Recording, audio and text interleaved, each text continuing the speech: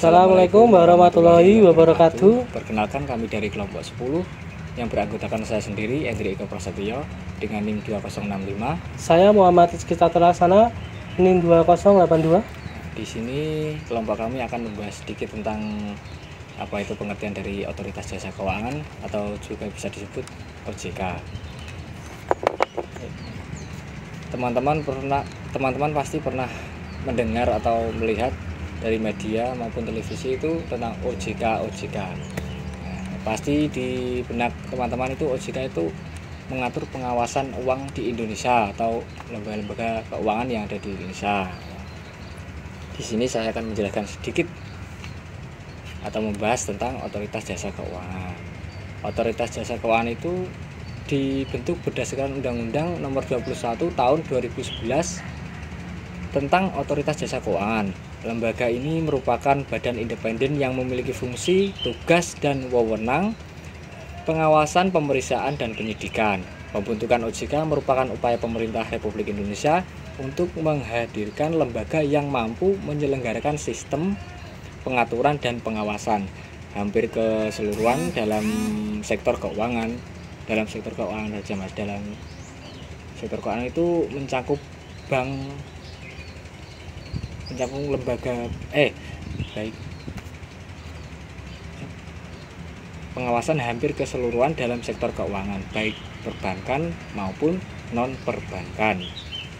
Dengan pembentukan Otoritas Jasa Keuangan tersebut, maka lembaga ini diharapkan dapat mendukung kepentingan sektor jasa keuangan secara menyeluruh sehingga meningkatkan daya perekonomian di negara Republik Indonesia ini. Selain itu, OJK harus mampu menjaga kepentingan nasional, antara lain meliputi sumber daya manusia, pengelolaan, pengadilan, dan kepemimpinan di sektor jasa keuangan, dengan tetap mempertimbangkan aspek positif globalisasi. Izin menjelaskan, Mas. Ya. Yang pertama saya akan menjelaskan tentang fungsi OJK. Nah, fungsi OJK itu ada beberapa fungsi, yaitu yang fungsi pertama pengawasan dan regulasi, yaitu OJK bertugas mengawasi dan mengatur semua lembaga keuangan di Indonesia, ya, seperti bank, asuransi, pasar modal, dan lembaga non-bank. Yang fungsi keduanya itu proteksi konsumen. Nah, OJK melindungi kepentingan konsumen jasa keuangan dengan memastikan bahwa lembaga keuangan beroperasi dengan transparan, adil, dan sesuai dengan peraturan yang berlaku. Yang ketiga itu fungsi stabilitas sistem keuangan, Mas. Yaitu OJK sendiri bekerja untuk memastikan stabilitas sistem keuangan nasional dengan mengelola resiko dan memitigasikan potensi krisis keuangan. Nah, yang terakhir, fungsi pengembangan industri keuangan. Nah, yaitu OJK juga memiliki peran dalam mengembangkan industri jasa keuangan, mendorong inovasi, dan menambah daya saing sektor ini di tingkat global.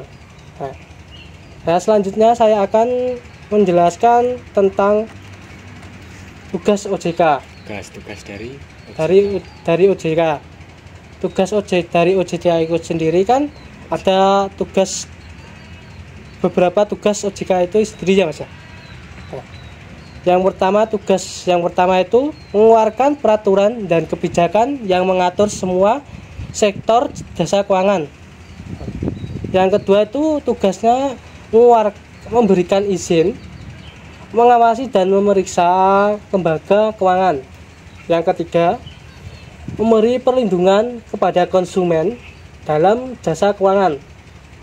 Yang keempat, menangani sengketa dan memberi penyelesaian masalah dalam lembaga keuangan. Yang kelima, mendorong perkembangan dan inovasi dalam jasa keuangan. Nah, yang terakhir, melakukan analisis dan mengambil keputusan itu sendiri. Oh, dalam jadi jasa keuangan gitu. yang mengambil keputusan dari jasa keuangan tersebut Iya. adalah dari otoritas jasa keuangan tersebut. Itu tugas dari tugas dari OJK itu sendiri. Oke Mas, ya saya akan melanjutkan yang terakhir itu tentang wewenang.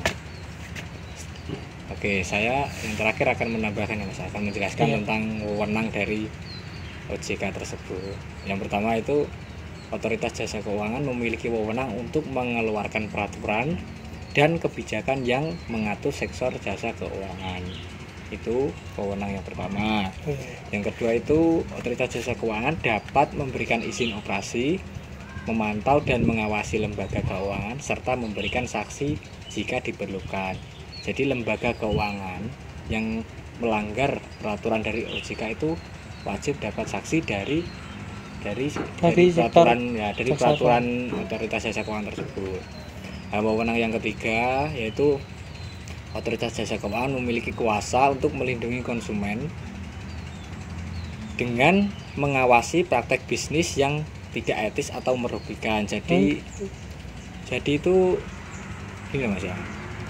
Bisnis yang merugikan konsumen itu sangat diawasi oleh otoritas jasa keuangan. Jadi kalau ada intinya kalau ada hal yang merugikan konsumen itu langsung diberi sanksi oleh dari OJK-nya ya, dari OJK-nya sendiri. Yang wewenang terakhir itu otoritas jasa keuangan memiliki peran dalam menjaga stabilitas sistem keuangan nasional dan dapat mengambil tindakan preventif jika ada resiko sistematik.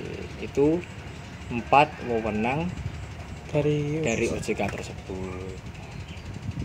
Ya, saya paham. Sudah paham? Sudah paham tentang. Ini teman-teman, kelompok kami sudah menjelaskan sedikit tentang pengertian dari OJK, fungsi dari OJK, tujuan dari OJK, dan wewenang OJK. Jika ada kata-kata yang salah maupun ucapan yang salah dari kelompok kami, minta maaf yang sebar-sebarnya. Wabillahi taufiq wal hidayah. Wassalamualaikum warahmatullahi wabarakatuh.